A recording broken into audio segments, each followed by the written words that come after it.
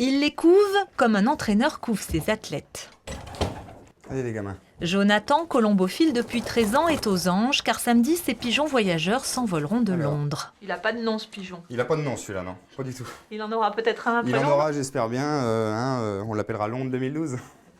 Parmi les 50 oiseaux de son colombier, le jeune homme a soigneusement choisi les 3 meilleurs et a même un peu provoqué le destin.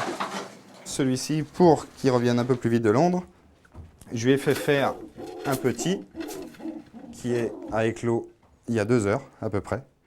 Et du coup, ça va lui donner envie de revenir beaucoup plus vite de Londres. Bonne motivation. Bonne motivation, voilà.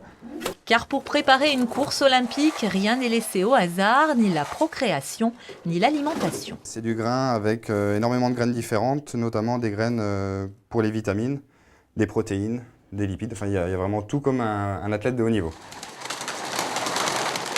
Quant à l'entraînement, il est quotidien. Là, ils vont tourner autour de la maison. Ils vont s'entraîner naturellement. Samedi, les oiseaux seront lâchés vers 8 h le matin.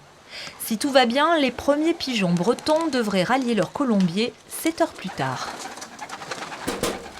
Donc c'est bon, le pigeon, il va rentrer de Londres. Hop, il va passer. Et voilà, il va se faire biper. Donc là, il est enregistré sur l'ordinateur. Et c'est cet ordinateur-là qu'après, moi, je vais prendre.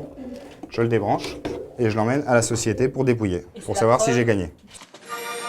Gagner, c'est bien sûr l'objectif avoué de Jonathan, qui cet après-midi a officiellement engagé ses pigeons pour le concours de Londres. Alors le 409 072. Des pigeons qui partiront d'abord à Lille pour être marqués, mais aussi pour subir un contrôle antidopage.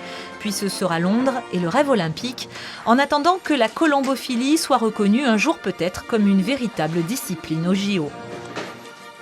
Allez, à samedi les lolos.